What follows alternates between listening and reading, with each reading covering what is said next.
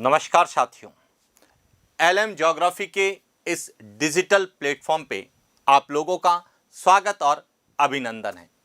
किसी ने बड़े कमाल की बात कही है कि छोड़ दामन तू किस्मत का, छोड़ दामन तू किस्मत का, दोस्ती कर्म से कर ले।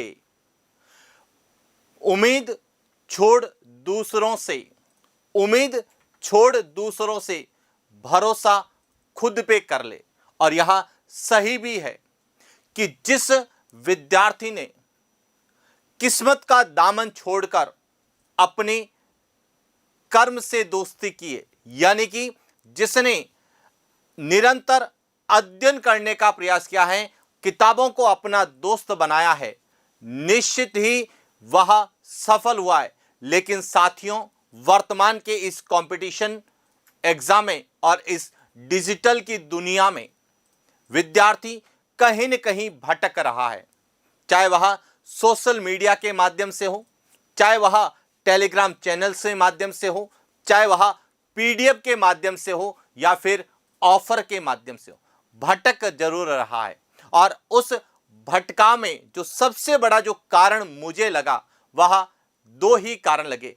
एक तो विद्यार्थी को स्वयं पर भरोसा नहीं है और दूसरा कहीं न कहीं वह अपने कर्म से दूर भाग रहा है। तो साथियों, मेरा तो आपसे इतना ही निवेदन रहेगा कि अपना जो लक्ष्य निर्धारित किया है उस ओर बढ़ने के लिए निरंतर कर्म करें और अपने पर खुद पर भरोसा रखें, निश्चित रूप से सफलता मिलेगी।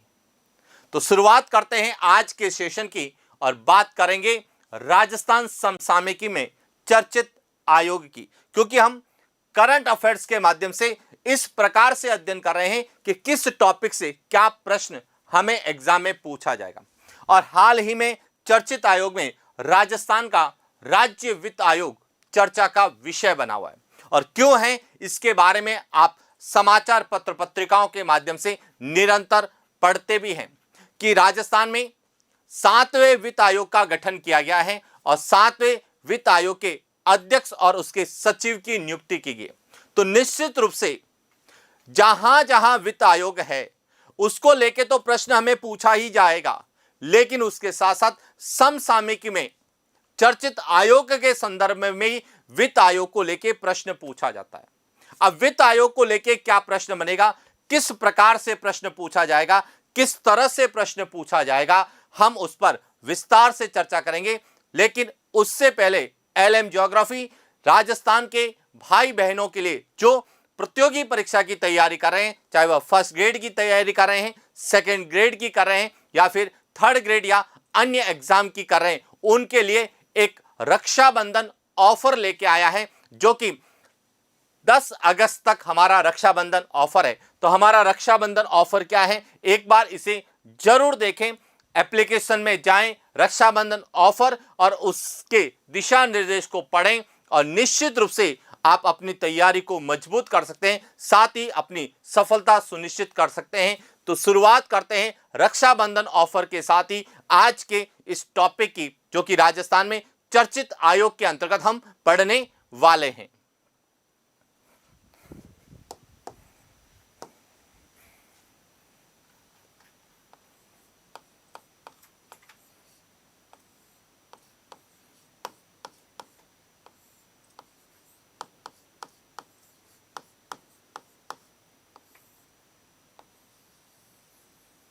अब देखिए, सामान्यतः जब विद्यार्थी करंट में पढ़ेगा तो वह केवल एक लाइन या 1-2 लाइन में इस टॉपिक को पूरा करने की कोशिश करेगा।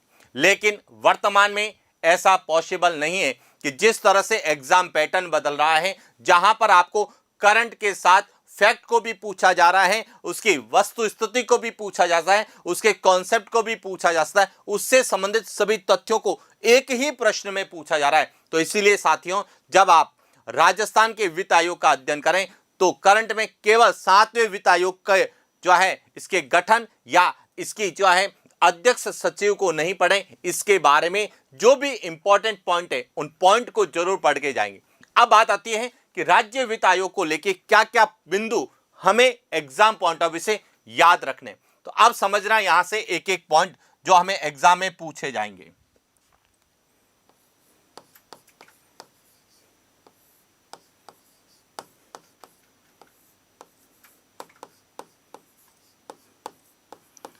अब देखिए, जब हम राज्य वित्त आयोग की बात करते हैं तो सबसे पहला प्रश्न आता है, राज्य वित्त आयोग है क्या? तो यहां ध्यान रखना, यहां एक संवैधानिक संस्था है।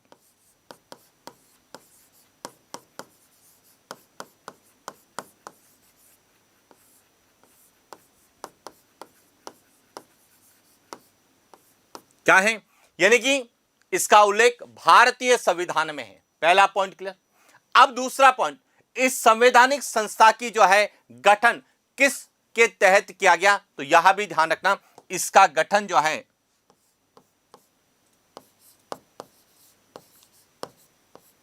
73वें संविधान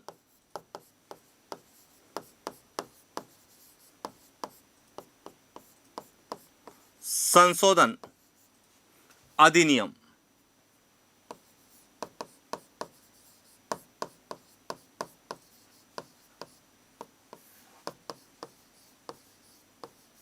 उन्नीस के तहत, यानी कि 73वां संविधान संशोधन 1992 के तहत इस संवैधानिक संस्था का यानी कि राज्य वित्त आयोग का गठन किया। अब इसका गठन क्यों किया गया? इसका उद्देश्य था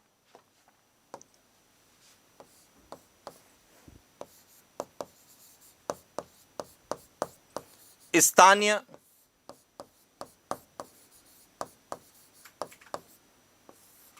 निकायों की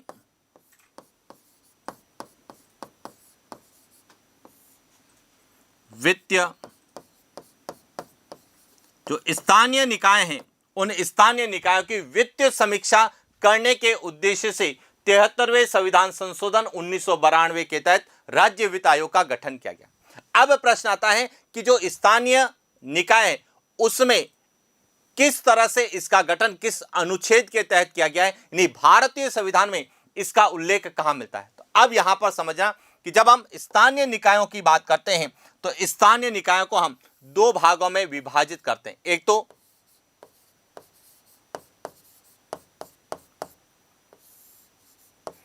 पंचायती राज संस्थाओं के रूप में और दूसरा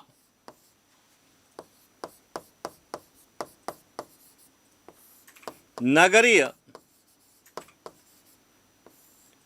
इन दो रूप में हम स्थानीय निकायों का अध्ययन करते हैं कि स्थानीय निकायों में हम पंचायती राज संस्थाएं जिसमें जिला परिषद, पंचायत समिति और ग्राम पंचायत आए, वहीं पर नगरीय निकायों में नगर निगम, नगर परिषद और नगर पालिकाएं हैं। तो इन स्थानीय जो निकाय हैं इनकी वित्तीय समीक्षा के लिए किए गए। तो अब यहां पे समझना कि पंचायती राज संस्थाओं के लिए जो राज्य वित्त आयोग का गठन होता है वह भारतीय संविधान के, इसके लिए जो है भारतीय संविधान में जो भाग 9 है, भाग 9 के अनुच्छेद 243, अनुच्छेद 243 आई के तहत या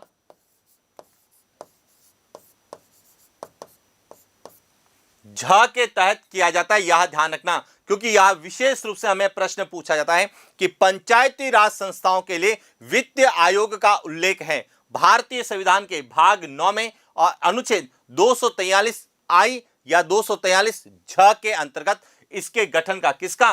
राज्य वित्त आयोग के गठन का उल्लेख है। जबकि नगरीय निकायों को लेकर बात करते हैं तो इसका उल्लेख कहां मिलेगा? यहां भी ध्यान रखना, इसका उल्लेख मिलेगा आपको भाग 9 क के अंतर्गत मिलेगा। और किस अनुच्छेद में मिलेगा?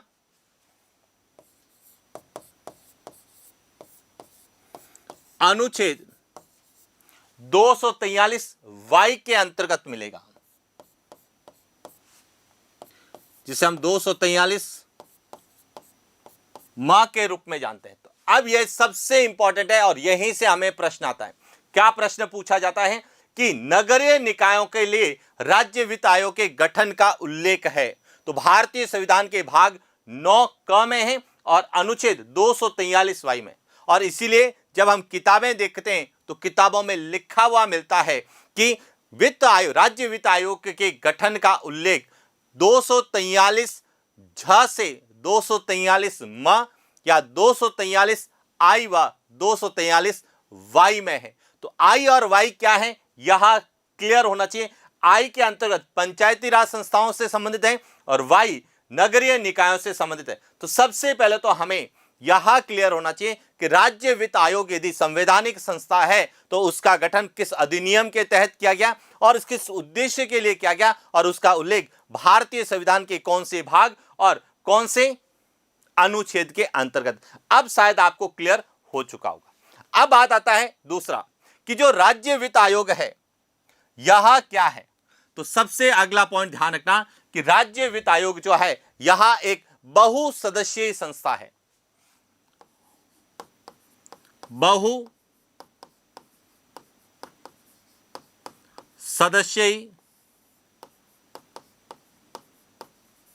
संस्था है। बहुसदस्यीय संस्था का मतलब है इसमें एक अध्यक्ष होगा और सदस्य होंगे। इसका मतलब आप ध्यान रखना, इसमें बहुसदस्यीय संस्थाएं जिसमें अधिकतम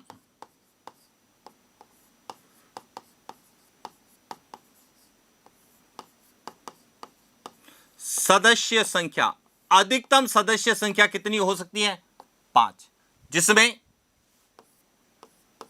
एक अध्यक्ष प्लस 4 सदस्य। यहां ध्यान रखना कि राज्य वित्त आयोग एक बहुसदस्यीय संस्था है जिसमें अधिकतम सदस्य संख्या 5 होगी, जिसमें से एक अध्यक्ष होगा और 4 क्या होंगे, इसके सदस्य होंगे। अब अगला पॉइंट कि जब यह राज्य वित्त आयोग है, एक बहुसदस्यीय संख्या है, तो इसका गठन कौन करता है। तो आप ध्यान रखना, इसका गठन मंत्री परिषद की सलाह पर कौन करता है, राज्यपाल करता है। कौन करेगा, राज्यपाल करेगा। और किसकी सलाह पर, यहां ध्यान रखना, मंत्री परिषद की सलाह पर।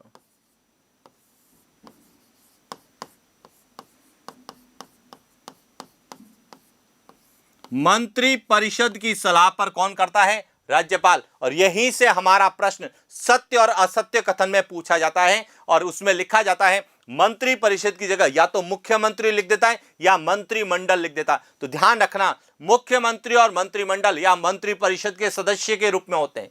मंत्री परिषद में मुख्यमंत्री होते हैं, कैबिनेट मंत्री होते हैं, राज्य मंत्री होते हैं, उप मंत्री होते हैं। जबकि हम जब मंत्रिमंडल की बात करते हैं तो केवल मुख्यमंत्री और उस कैबिनेट स्तर के मंत्री होते हैं जो स्वतंत्र प्रभार वाले होते हैं। तो यह ध्यान रखना, मंत्री परिषद की सलाह पर कौन करता है, राज्यपाल करता है। अब अगला पॉइंट कि राज्यपाल जो है इसका जो गठन करेगा कितने के लिए करेगा,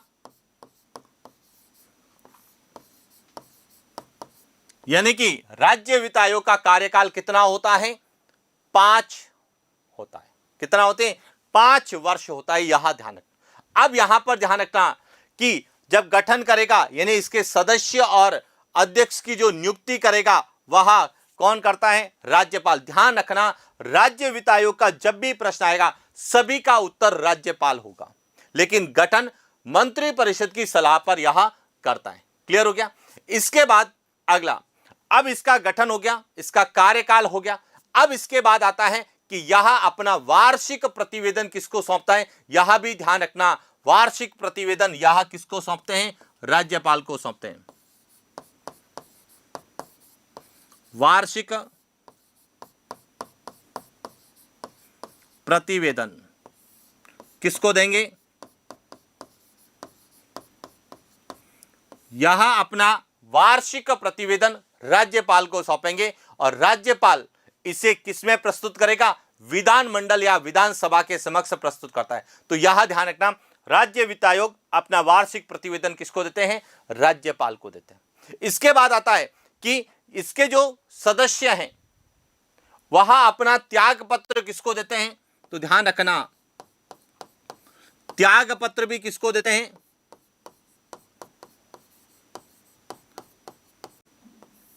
राज्यपाल को देते हैं। यह भी ध्यान रखना। दूसरा, इसको हटाने का कार्य भी कौन करेगा? राज्यपाल करेगा। और किसकी सलाह पर?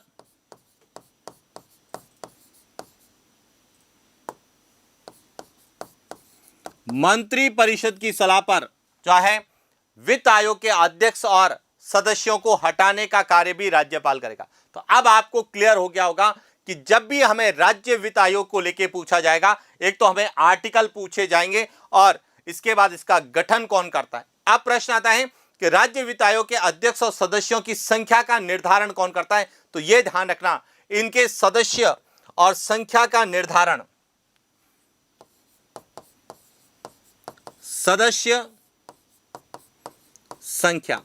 सदस्य संख्या का निर्धारण भी कौन करेगा? राज्यपाल करेगा। लेकिन अधिकतम कितने होंगे? यहां ध्यान रखना, अधिकतम 5 होंगे। तो इस प्रकार से हमें ध्यान रखना, जब हम राज्य वित्त आयोग का अध्ययन करते हैं तो राज्य वित्त आयोग के संबंध में जो हमें विशेष रूप से एग्जाम में पूछे जाते हैं, वह इन पॉइंट में से एक प्रश्न पूछा जाता है।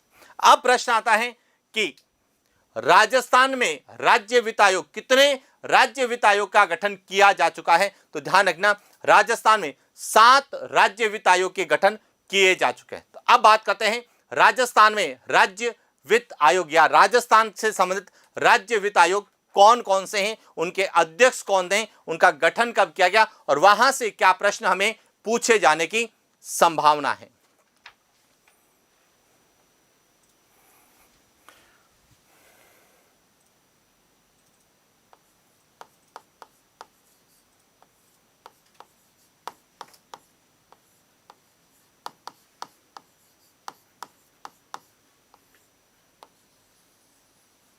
अब यहां पे देखना जो सबसे इंपॉर्टेंट है, हम कहते हैं कि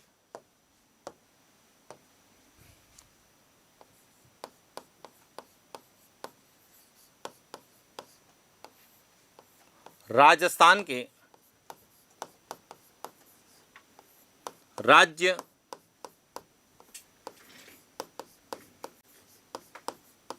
राजस्थान में कितने राज्य वित्त आयोग का गठन किया गया है। तो अब देखिए, राजस्थान के जब हम राज्य वित्त आयोग की बात करते हैं तो सबसे पहला प्रथम राज्य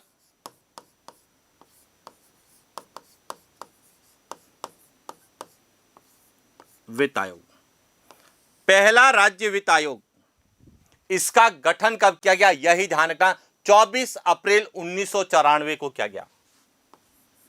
24 अप्रैल 1994 को किया गया और इसके जो अध्यक्ष बनाए गए थे वहां कृष्ण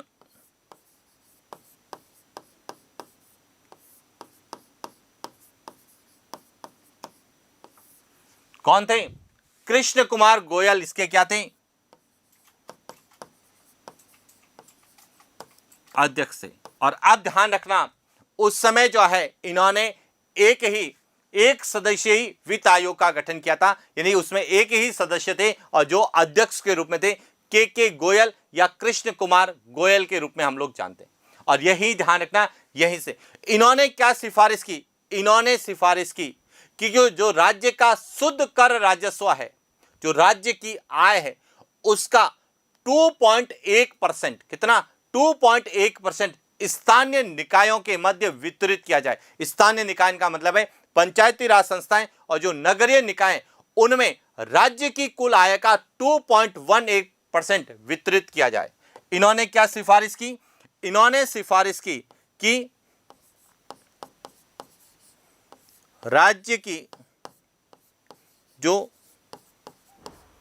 कुल आय, जिसे कहा जाता है शुद्ध, राज्य का शुद्ध कर राजस्व, राज्य का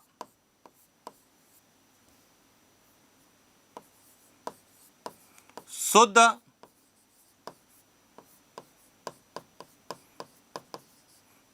कर राजस्व है, इसका 2.18% किस में वितरित किया जाए?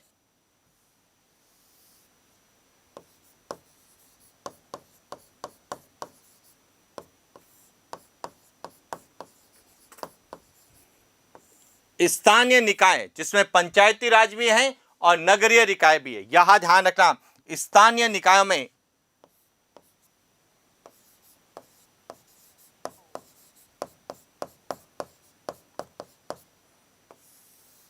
पंचायती राज संस्थाएं भी हैं और साथ ही साथ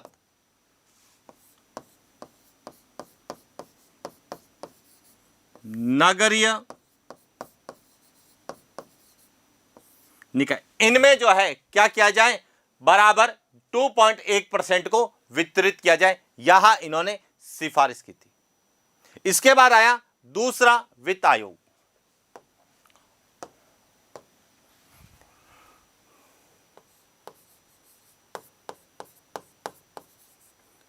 द्वितीय राज्य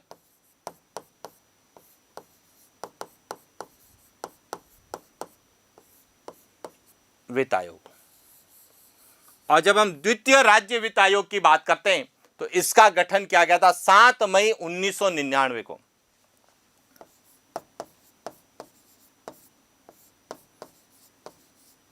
सात मई 1999 को इसका गठन हुआ था और इसके अध्यक्ष बनाए गए थे हीरालाल देवपुरा।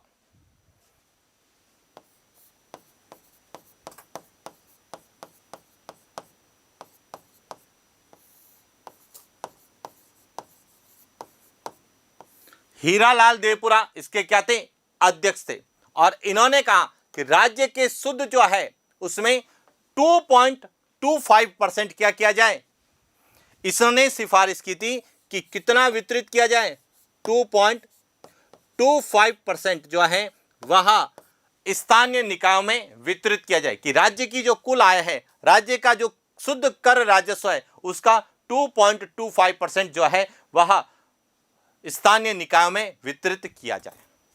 और इनके भी जो है अध्यक्ष और सदस्य एक ही थे, अध्यक्ष भी यही थे और यानी एक सदस्य ही राज्य वित्त आयोग का गठन हुआ। इसके बाद बात करते हैं तीसरे की।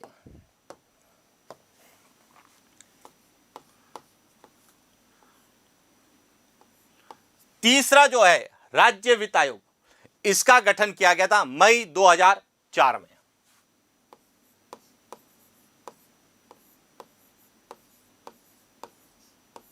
मई 2004 में किया गया और इसका अध्यक्ष जो बनाया गया था वह बनाया गया था माणिक चंद सुराणा को।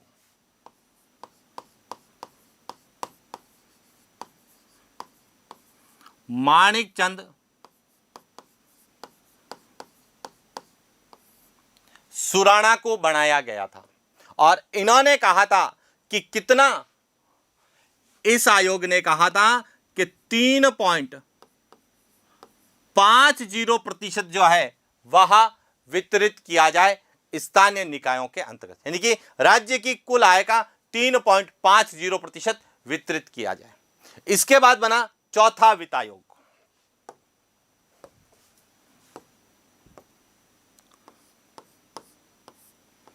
चौथा जो वित्त आयोग है इसका गठन कब किया गया, 13 अप्रैल 2011 को किया गया।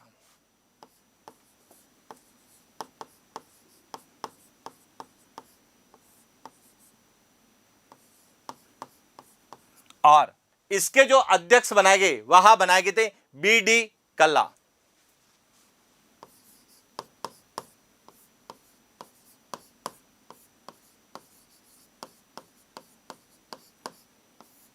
बुलाकीदास कल्ला को, बीडी कल्ला को बनाया गया था।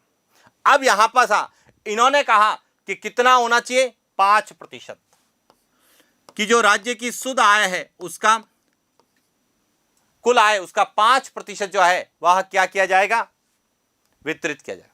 इसके बाद आया पांचवा वित्त आयोग।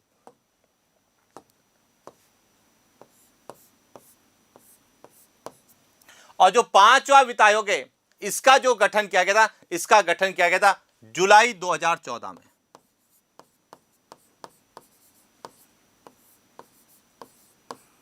जुलाई 2014 में किया गया और इसका जो अध्यक्ष बनाया गया वह डॉक्टर ज्योति किरण को बनाया गया था।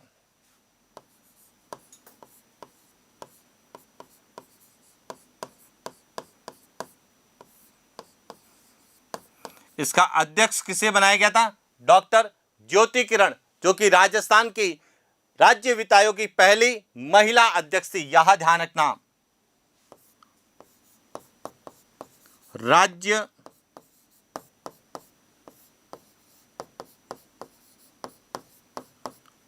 वित्त आयोग की पहली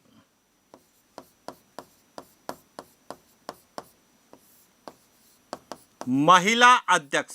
यह भी प्रश्न पूछा जा सकता है कि राजस्थान राज्य वित्त आयोग की पहली महिला अध्यक्ष कौन थी या किस आयोग की अध्यक्ष पहली महिला थी।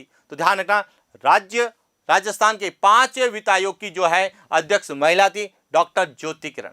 अब यहां पर ध्यान रखना, यहां पर अध्यक्ष के साथ साथ 2 सदस्य भी बनाए गए। किसको बनाया गया? एक तो SP देरासरी को बनाया गया,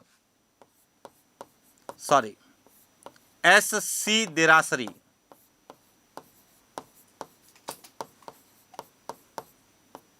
एक तो बनाया गया SC देरासरी और एक थे प्रद्युम्न सिंह।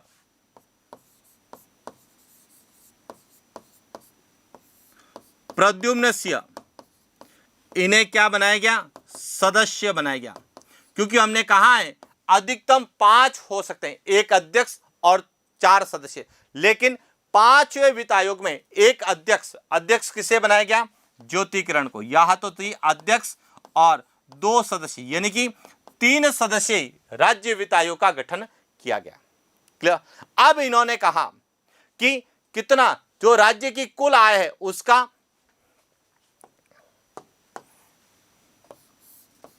7.182% जो है स्थानीय निकायों में दिया जाए। अब यहां पर भी सबसे इंपॉर्टेंट है, अब इन्होंने कहा कि इसका यह जो है इसका कितना 75.1%, यानी कि जनसंख्या के अनुपात में, यानी कि पंचायती राज संस्थाओं को कितना मिलेगा? 75.1%। यहां तो पंचायती राज संस्थाओं को मिलेगा और शेष जो है 24.9% यहां नगरीय निकायों को मिलेगा। और यह मिलेगा किसके अनुसार? जनगणना 2011 के अनुसार जो है बंटवारा किया गया था। और यहीं से प्रश्न हमें पूछा जाता है कि 5वें वित्त आयोग की सिफारिश के अनुसार पंचायती राज को कितना प्रतिशत अनुदान या वितरण किया गया? तो ध्यान रखना, जनसंख्या के अनुपात में, क्योंकि जब हम राजस्थान की जनगणना की बात करें तो शहरी निकायों में कितनी है और ग्रामीण जनसंख्या कितनी है? ग्रामीण जनसंख्या 75.1 है, तो 75.1% जनसंख्या के अनुपात में मिलेगा, लेकिन मिलेगा कितना? 7.182%। इसका 75.1 पंचायती राज को जाएगा और 24.9 वह किसको जाएगा? नगरीय निकाय को दिया गया। इसके बाद आता है छठा,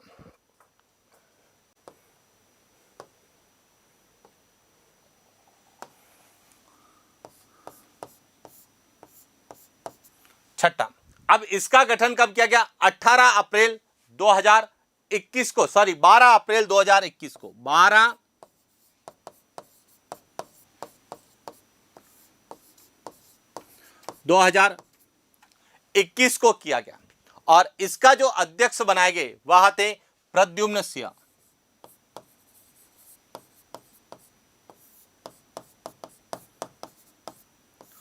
प्रद्युम्न सिंह बनाए गए और साथ ही 2 को सदस्य भी बनाया गया। सदस्य जो है इसमें थे एक तो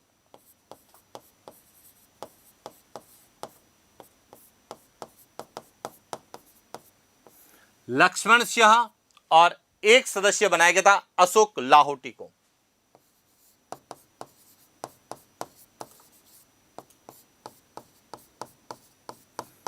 अशोक लाहोटी को इसका सदस्य बनाया गया और प्रद्युम्न सिंह को इसका अध्यक्ष बना। और इस प्रकार से राजस्थान में 6 वित्त आयोग का गठन किया जा चुका था। कितने? 6। अब हाल ही में, क्योंकि हम चर्चित आयोग पढ़ रहे हैं, तो राजस्थान में 7वें राज्य वित्त आयोग का गठन भी किया जा चुका है और इसकी अधिसूचना भी जारी की जा चुकी है। अब उस पर चर्चा करते हैं जो हमें करंट के साथ जोड़ के पूछेगा। जब हम राजस्थान में राज्य सरकार के वित्त विभाग के द्वारा अधिसूचना जारी की गई है कि महामहिम राज्यपाल महोदय द्वारा जारी किया गया निम्नलिखित आदेश सार्वजनिक जानकारी के लिए प्रकाशित है। आदेश क्या है कि भारत के संविधान के अनुच्छेद 243 आई और 243 वाई। अब क्या कह रहा है अधिसूचना? आदेश क्या कहता है? आदेश कहता है कि भारतीय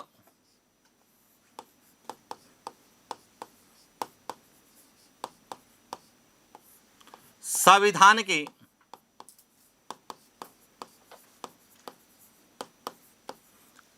अनुच्छेद 243 आई और व 243 वाई, यही सबसे इंपॉर्टेंट है कि 243 आई व 243 वाई तथा राजस्थान पंचायती राज अधिनियम 1994 और राजस्थान नगर पालिका अधिनियम 2009 के उपबंधों के अनुसार। अब यह भी ध्यान रखना, इन्होंने जो है कहा गया है किसके तहत? राजस्थान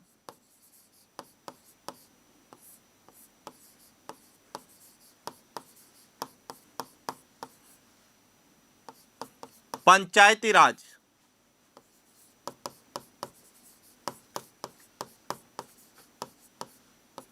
अधिनियम 1994 और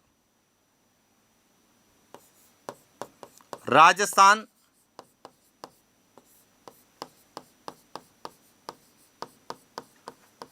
नगर पालिका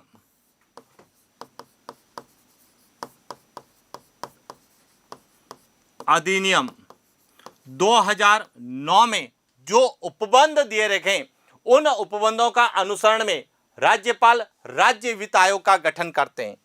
किसके अनुसार? इनमें जो उपबंध दे रखे उनके अनुसार राज्यपाल किसका गठन करते हैं? राज्य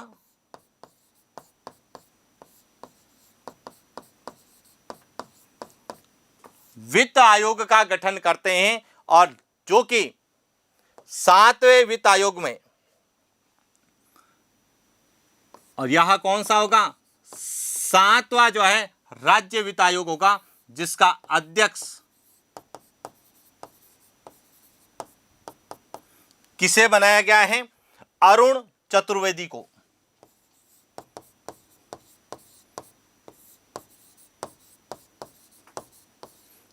अरुण चतुर्वेदी को अध्यक्ष और नरेश कुमार ठकराल को सदस्य सचिव, इसके जो है सदस्य और सचिव के रूप में कार्य करेंगे नरेश कुमार ठकराल। कौन है? नरेश कुमार ठकराल सेवानिवृत्त आईएएस सदस्य सचिव से मिलकर बनेगा। यानी कि सीधा प्रश्न हमें पूछा जाएगा कि राजस्थान में 7वें वित्त आयोग का गठन किन से मिलकर हुआ है? तो अध्यक्ष और सदस्य सचिव से मिलकर किया गया है। अध्यक्ष अरुण चतुर्वेदी को बनाया गया है और सदस्य नरेश कुमार ठकराल को बनाया गया। अब बात आती है कि आयोग के अध्यक्ष और सचिव इस अधिसूचना की तारीख से 1.5 वर्ष की काल अवधि तक पद धारण करेंगे। अब ध्यान रखना यह कि यह अधिसूचना कब जारी की गई, तो यह भी पता होना चाहिए। राज्यपाल के द्वारा 1 अगस्त 2025, यानी कि 7वें वित्त आयोग का गठन। अब हमारा यहीं से प्रश्न आता है कि राजस्थान में 7वें वित्त आयोग का गठन कब किया गया? 1 अगस्त 2025 को किया गया, क्योंकि छठे वित्त आयोग का कार्यकाल 31 मार्च 2025 को पूरा हो गया। 1 अगस्त 2025 को इसका गठन किया गया, क्योंकि इन्होंने कहा है कि आयोग के अध्यक्ष और सचिव इस अधिसूचना की तारीख से 1.5 वर्ष की काल अवधि के लिए पद है और अधिसूचना 1 अगस्त 2025 को जारी की गई। अब इनका कार्यकाल कितना होगा, तो ध्यान रखना 1.5 वर्ष होगा। कितना होगा, 1.5 वर्ष। अब आप कहेंगे सर ध्यान रखना राज्य वित्त आयोग का कार्यकाल 5 वर्ष का होता है, लेकिन उनके अध्यक्ष और सदस्य की नियुक्ति या उनको हटाना या उनके संबंध में जो है वह राज्यपाल तय करते हैं। और राज्यपाल के द्वारा जब यह अधिसूचना जारी हुई तो उसमें क्लियर लिखा हुआ है कि यह 1.5 वर्ष तक, यानी कि जिस दिन अधिसूचना जारी होगी उससे 1.5 वर्ष की अवधि के लिए यह जो है क्या पद धारण करेंगे। और साथ ही सभी स्तर पर पंचायत की वित्तीय स्थिति का पुनर्अवलोकन करेंगे। यह भी लिखा हुआ है कि पंचायती राज संस्थाएं जो है उन पंचायतों की वित्तीय स्थिति का पुनर्अवलोकन करेंगे। तो इसलिए ध्यान रखना राजस्थान के जितने भी आगामी एग्जाम होने वाले हैं उन एग्जाम में राज्य वित्त आयोग के लेके कि राज्य वित्त आयोग कौन सी संस्था है, संवैधानिक संस्था है, इसका उल्लेख भारतीय संविधान के किस भाग में है, किस अनुच्छेद। अब ध्यान रखना भाग 9 में भी है और भाग 9 क में भी है। क्यों, क्योंकि पंचायती राज संस्थाओं के लिए भाग 9 है और नगरीय निकायों के लिए भाग 9 का है। और अनुच्छेद में भी ध्यान रखना 243 आई भी है और 243 वाई भी है। अब यहां पर कई बार हमें हिंदी में लिखा जाता है तो इसको लिखा जाता है 243 झ। यहां ध्यान रखना इसको लिखा जाएगा 243 झ और इसको लिखा जाएगा 243 म। और यहां जो चीजें हैं यही हमें एग्जाम में पूछी जाती है सत्य और असत्य कथन के रूप में। यहां ध्यान रखना इन दोनों में है, से नहीं है। यह भी ध्यान रखना, यह भी प्रश्न बनता है कि राज्य वित्त आयोग का उल्लेख भारतीय संविधान के 243 आई से वाई नहीं, आई व वाई में है। यह क्लियर लिखा हुआ है 243 आई और यहां पर एक शब्द लिखा हुआ है और या व तथा 243 वाई। यहां ध्यान रखना यही गलती करते हैं विद्यार्थी कि यह आई व वाई में है, आई से वाई में नहीं है, क्योंकि आई से वाई में बीच में कई आर्टिकल है। 243 आई भी है, 243 आई जे भी है, एल भी है, एम भी है, सब कुछ मिलेंगे। लेकिन राज्य वित्त आयोग का उल्लेख आई में तथा वाई में है, आई से वाई में नहीं है। इस तरह से ध्यान रखना, गलती मत करना, क्योंकि परीक्षा केवल और केवल आपके ज्ञान की नहीं है। आपके द्वारा जो अध्ययन किया गया है उसको किस तरह से आपने क्या है, किस तरह से समझ के साथ क्या है, क्या आपने लैंग्वेज को पढ़ा है, क्या आपने अधिसूचना को पढ़ा है, क्या ये लिखा हुआ है 243 आई और 243 वाई। अब जो पेपर बनाने वाले होते हैं वह इसकी जगह क्या कर देते हैं, से कर देते हैं। से नहीं है और व तथा के रूप में होगा। क्लियर। तो इस प्रकार से हमें राजस्थान के चर्चित आयोग में राज्य वित्त आयोग को लेकर जो प्रश्न पूछे जाने की संभावना है, एक तो हमें यह पूरा डायग्राम पता होना चाहिए कि राज्य वित्त आयोग, याद है कि इसके अंतर्गत एक आर्टिकल है, इसके अंतर्गत एक आर्टिकल है, यह विशेष। इसके बाद दूसरा पॉइंट यह कि राजस्थान में कितने वित्त आयोग का गठन किया गया, उनके अध्यक्ष, या सुमेलित करने में भी पूछा जा सकता है कि पहला, दूसरा, तीसरा। तो हमें पहला, दूसरा, तीसरा और चौथा तक तो एक एक नाम याद रखने हैं, लेकिन 5वें, 6ठे और 7वें अध्यक्ष के साथ साथ सदस्यों के भी नाम रखने हैं, क्योंकि यहीं से प्रश्न बनता है कि जब वो सुमेलित करने में पूछेगा तो 1, 2, 3, 4 इनमें से कोई 2 नाम उठाएगा, 5वें और 6ठे में से कोई एक उठाएगा और 7वां, और जो 5वां और 6ठा होगा वहां पर अध्यक्ष की जगह क्या सदस्य का नाम लिख देगा और पूछा जाएगा सुमेलित नहीं है। और विशेष रूप से ध्यान रखना इसमें कि 5वें की डॉक्टर ज्योति किरण अध्यक्ष थी और प्रद्युम्न सिंह सदस्य थे, जबकि 6ठे में प्रद्युम्न सिंह अध्यक्ष थे, और इसी में ही विद्यार्थी गलती करता है। तो कृपया राज्य वित्त आयोग को लेके जो प्रश्न बन सकते हैं उसको अच्छे से पढ़ना। निश्चित रूप से आगामी एग्जाम में विशेष रूप से करंट को आधार बना के पूछे जाने की संभावना है। तो ये था आज का हमारा सेशन, जिसमें हमने राज्य वित्त आयोग के बारे में विस्तार से चर्चा की कि राज्य वित्त आयोग को लेकर क्या प्रश्न बन सकते हैं।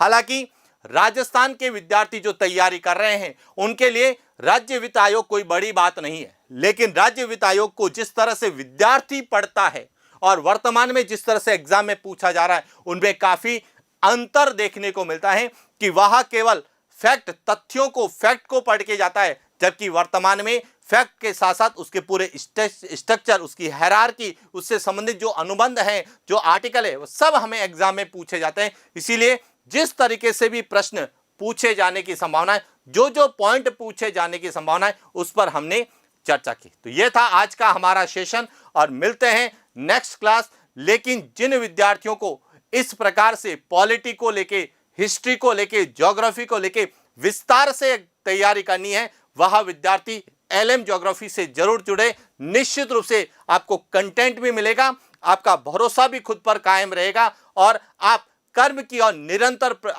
अग्रसर होंगे और निश्चित रूप से किस्मत के गुलाम नहीं होंगे, क्योंकि किस्मत सिर्फ आपको अवसर देती है, आपकी मेहनत ही सबको चौंका देती है। तो एलएम ज्योग्राफी के साथ जुड़िए, अपनी सफलता को सुनिश्चित करिए। इन्हीं शुभकामनाओं के साथ आज के लिए इतना ही। मिलते हैं नेक्स्ट क्लास। Thank you.